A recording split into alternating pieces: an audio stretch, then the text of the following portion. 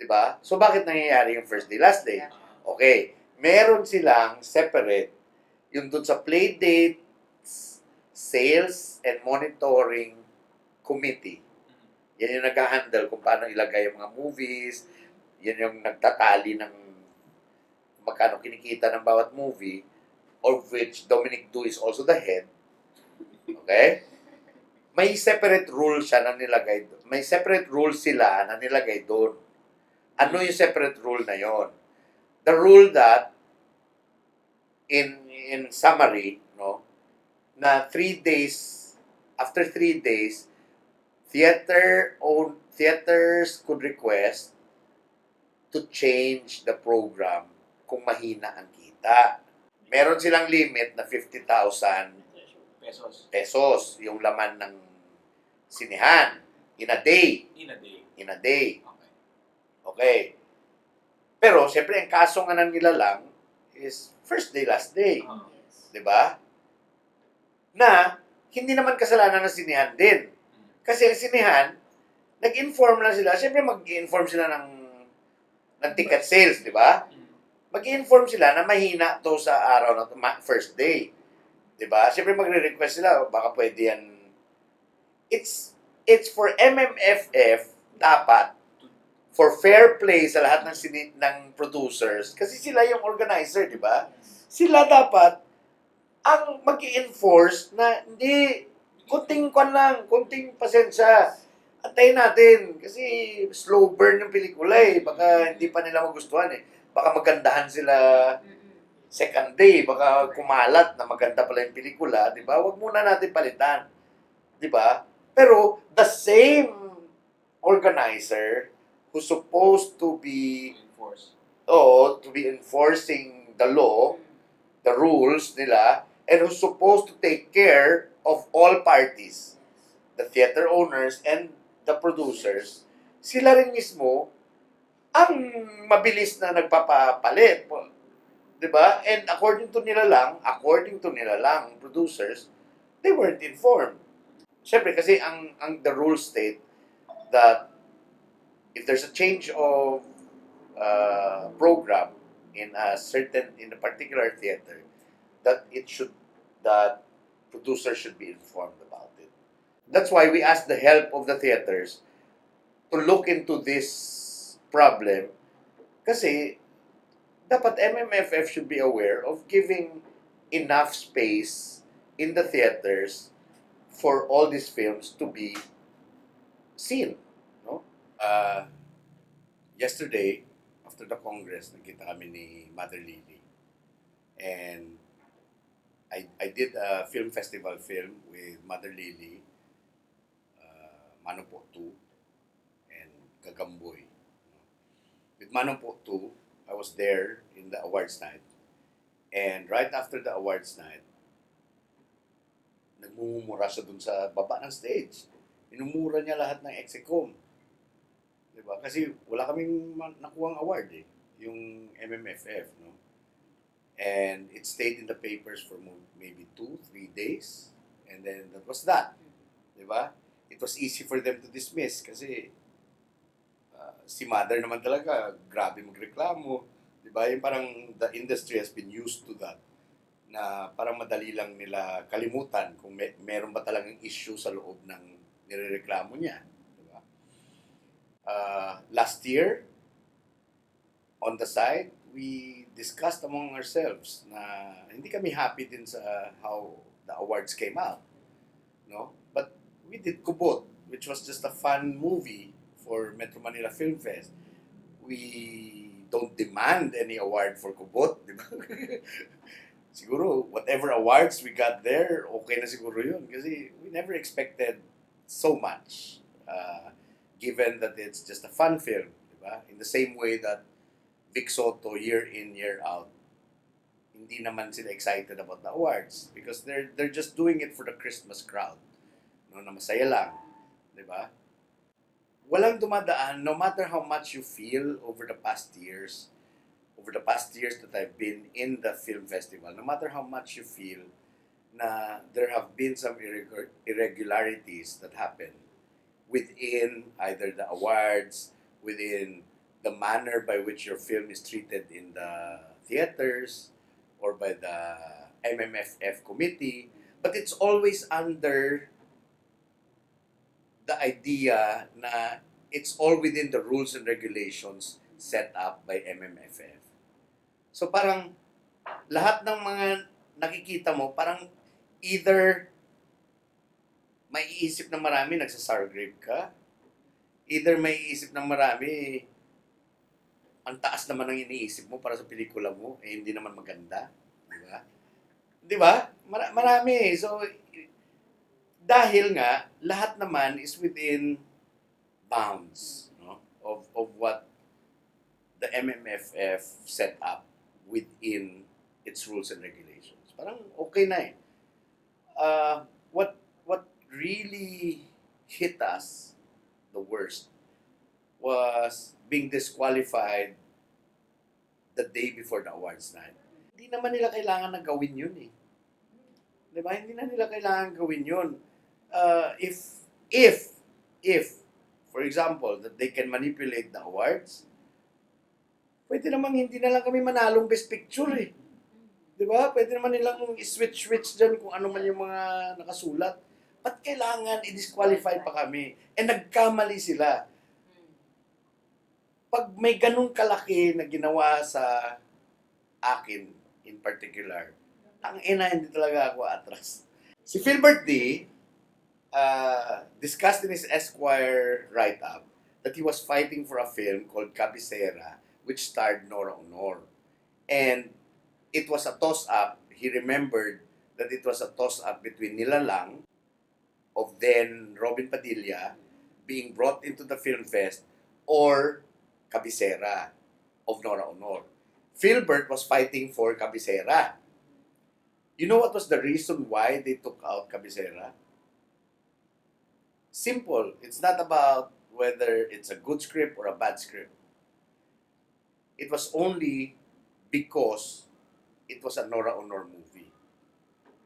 Kasi daw, according to them, according to sino man nandyan sa loob ng MMFF na screening committee, alam nyo, nung tinanggal natin dati yung Daiwom sa mga sinihan, ang hirap kausapin ng mga fans ni Nora Honor. Ang iingay sa news. Huwag na natin ipasok yan kasi maguguluhan tayo niyan. Kasi hindi na makikita yan. Yan lang yung rason. Nagkamali sila nung dinisqualify nila kami na ginawa nila sa amin yun. Kasi hindi talaga ako magpapaloko talaga. The people I invited were mainly from independent, both independent and mainstream. No? So by independent and mainstream, you could also say it's a mix between the young and the old. And it's not just filmmakers, it's a mix of film workers. Film workers meaning production designers, directors of photography, even up to the point of inviting commercial directors who once in their life maybe did 1 or 2 feature films. Dami. I looked at my private message and it was maybe 130, 140 people. Okay. Dito ko nakita kung saan ako nagpanic. December 15 or 14 last year. My birthday is December 21.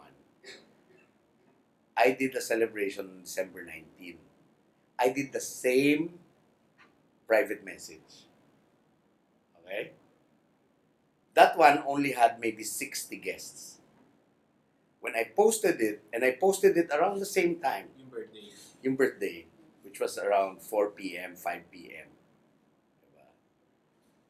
Less than 10 minutes, you have people, yes, ganda, inuman, yeah, woo, tangin na, puta, woo, fist bump, di ba?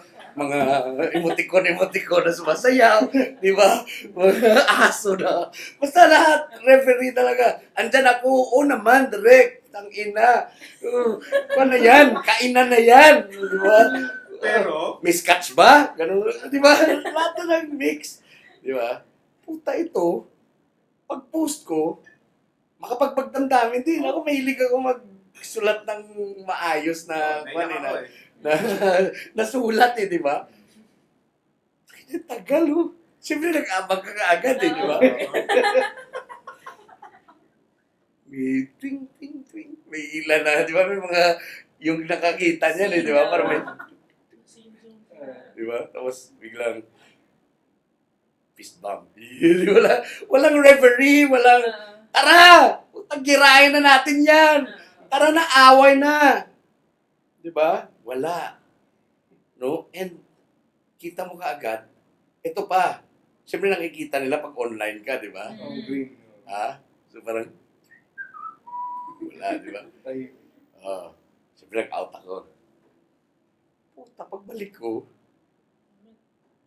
Bombi left the conversation. Left the conversation. Left the conversation. Left. Ang inang mga to ah. Siyempre kailangan magnanimous ka na parang, sige, hindi naman lahat ka-passionate mo, di ba? Na, hindi naman lahat, di ba? Kung enjoy na enjoy ka sa mga aso't pusa na pinopost mo sa Facebook, hindi naman lahat gusto ng aso't pusa, di ba? So, sige, intindihin mo na lang, di ba? Pero siyempre kami, feeling namin kasi, the congressional meeting na yan is important for the industry. Why? All these years, we've complained about the MMFF to ourselves. In dinner parties, in small coffee breaks, in, alam mo yung bulong-bulungan. Grabe, no? Kuha nila doon. Grabe. May kalukuhan na naman dyan, di ba? But we're never given a chance to voice it out, to fight for it, or to correct a wrong, di ba? A wrongdoing. Ito, the congressional, feeling namin talaga, importante to eh, because maybe nothing is gonna come out of it on that first day of hearing. But it's gonna be heard. It's gonna be heard for sure. It's gonna be heard because when Congress calls, together with it, media is also being called, sabay-sabay na, di ba? And it shows a kind of bigness, di ba? May malaki siyang implication eh, as opposed to lilima tayo na nagrereklamo on a coffee in Starbucks, di ba? I remember, immediately pagdating ko dito, because I did it at home, pagdating ko dito, nag-usap kami, sabi ko, hindi po pwede, pag nag-congress tayo, for us to force everyone to say that this is an important meeting, and we only have ourselves again, just like the first, yung delivery of the resolution way back in December 28, na tayo rin lang nag-submit, then people are gonna easily dismiss this as nothing much. Well, for one, I can see that with the veteran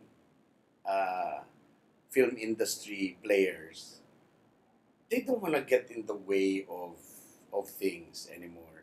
They don't want to rattle producers. They don't want to rattle their source of living. Their where they get their careers and their businesses, di ba? Ayaw na nilang guluhin yon. I mean, I won't say that they're too old for it, but they don't have the energy to do it anymore. No? And that has always been the case. And I made sure I invited them, even at the back of my mind, naisip ko na baka hindi naman talaga sumunod to. Because I just wanted to see if they still have the will to fight for something in this industry. Di ba kasi lagi tayo nagre-reklamo, wala nang pupuntahan dyan. Kesa sa jaded tayo, ang media natin jaded na nga, cynical na. Di ba? Ang normal natin na entertainment press, bored na. Yung parang, gawa tayo ng makabuluhan. Talaga, direct, makabuluhan ba yan? Kasi, di ba, jaded na. Nagpasimula ka pa lang, nakasmile ka, pasimula ka pa lang, shoot down ka na kaagad kasi pagod na sila. They've been used, they've been maligned, they've been tricked so many times na wala na sa kanila na parang aayos pa to. Hindi na yan. Yan na yan, pare. Huwag ka na mag-expect pa. Marami nagtatrabaho. Yun na nga, may post ako about making a living, di ba? Yung parang, this industry has been about making a living, and also MMFF is also about that lang, di ba? Yung parang, how much money are we gonna rake in this year? Di ba? I did I did an essay in Philippine Star about, oh, na parang, it's not just about making money, di ba? It's also about taking a break. Pero, ang dali ko lang sabihin yun, di ba? Kasi nag-decide na ako para sa sarili ko. But I can't demand that from everyone. Kaya, masakit man sa loob ko, nung first day nga na nakita ko kung sino na pumunta doon, na tuwang-tuwa talaga ako. Nag-message ka, tuwang-tuwa ako. Di ba? Pero ayoko naman na parang Mr. Balat Sibuyas, di ba? Na parang, grabe, hindi lang ako sumipot doon, nagtampo. Pero nung pauwi talaga, tinanong ko si Moira eh. Sabi ko, Moira, okay lang ba yung feeling ko na parang nagtatampo ako sa hindi nagpakita ng suporta sa akin, nakakilala ko. Sabi niya, dapat maintindihan mo yon, pero tama rin lang na maramdaman mo yun. kasi syempre you expect so much di ba? Na hindi naman ako naghihingi ng pabor lagi. Hindi ako yung tipo ng ganun eh. Mahiyain ako sa ganun, sa yung parang, oh pare, favor naman oh, ganun. Hindi ako ganun eh. So minsan-minsan lang ako naghihingi ng kwan. And I don't know, baka iba rin. Iniisip din na para kay Mati lang yan. Tangina na. Di ba? I-honor the father lang yung Congress na issue na yan. Pupunta pa ba tayo dyan? Sila-sila na yan. Di ba? Of course, I couldn't reiterate it enough. Di ba? Isipin mo, tapos na yung kwan, yung honor the father, hindi nakikita yan. Kahit ano pang ingay gawin namin, hindi na yan dadami pa yung pesos niya sa box office. Hindi na yan sisikat pa. Diba? Yan lang yan. So wala na kami makukuha dito na alam mo yun, na bonus sa sarili namin, di ba? Na pagkakakitaan ko. Yun na yun eh. Di ba? Of the few of us, part of this hindi naman to movement pa eh, di ba? Parang part of this issue right now. Konti lang tayo. We've had a few discussions already. We all know that the Congress, and we've asked this, si Nery Colmenares na nandun siya sa first day, in-explain niya yan na Congress is only gonna be there up to the point that it's gonna be facilitated into a law. Ano man ang findings dito, papunta lang yan sa law. So, alam na natin na the Congress is just the first step. It's bringing out the issue. It's just getting it out there. It's opening that can of worms, diba? And bringing it to everyone. And hopefully everyone hears it and realizes that yes, it is a big issue, diba? But in the few people na tumutulong-tulong dito, naisip na there has to be actionable stuff that's gonna happen after this. What are those? Hindi naman tayo year in, year out, we don't do this kinds of things. No? Hindi naman tayo every year na nakikibaka sa isang issue. So we're trying out a few stuff. No? Early today, what is today? Today is Thursday, January 14. January 14, today, there's a Facebook account that was open that will update every single issue that's gonna happen within this MMFF scandal. What can we do to better it? What are the suggestions of everyone in the industry? And it's open for everyone to go in there. No heckling, no bashing, no forwarding personal interests. It's just to discuss what can we do to make a much better MMFF. Of course, eventually it's gonna talk about the bigger film industry. No?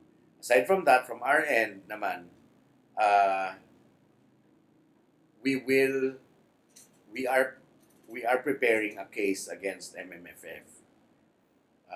We don't know if it's a civil liability or a criminal liability.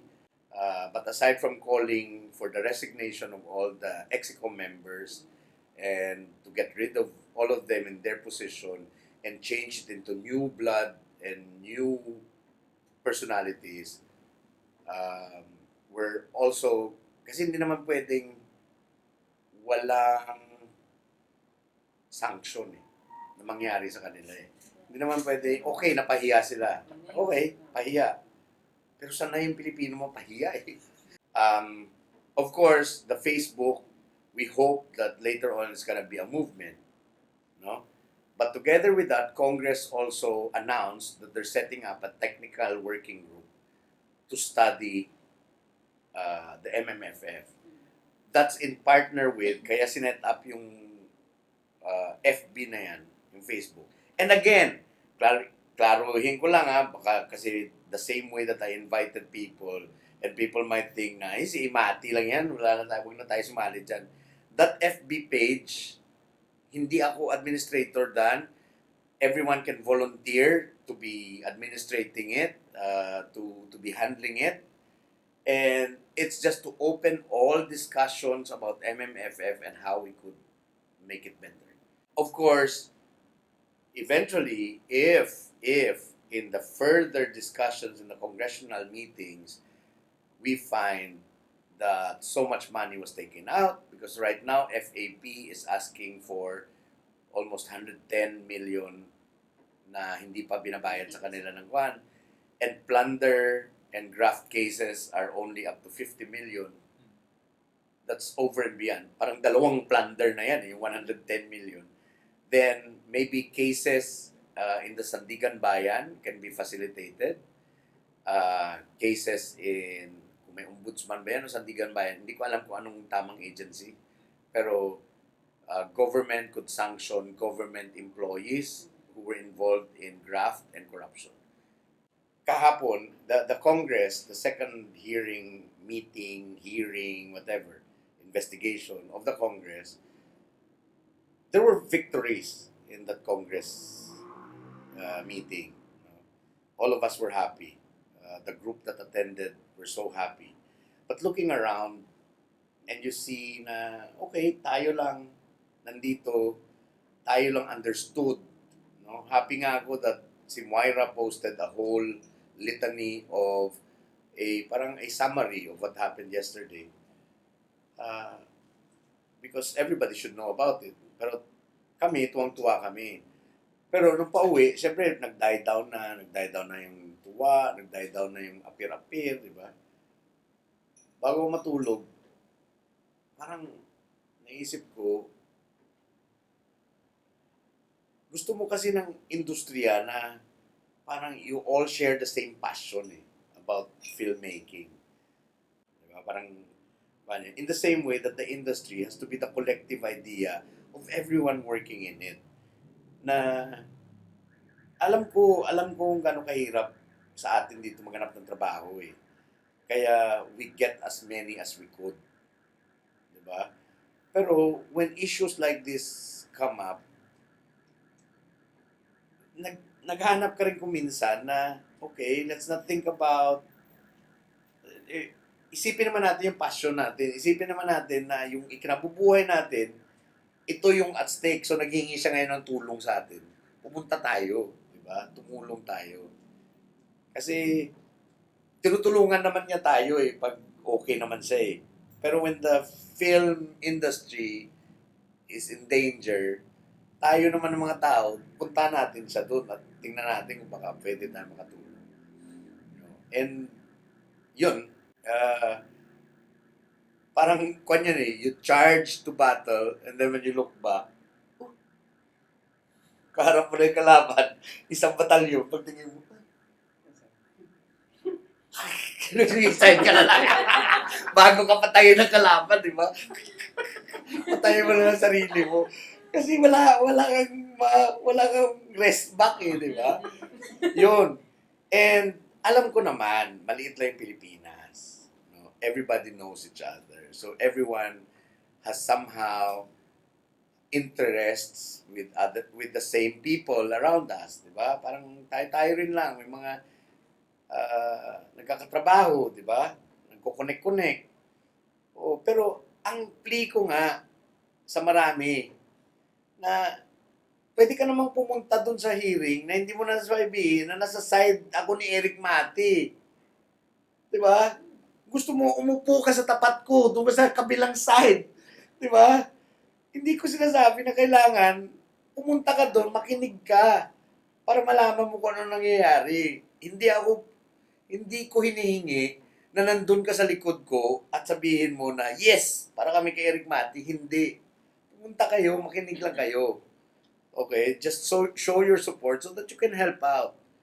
Diba? Yun na lang. That's the least. Pero hindi pa natin mabigay. Diba?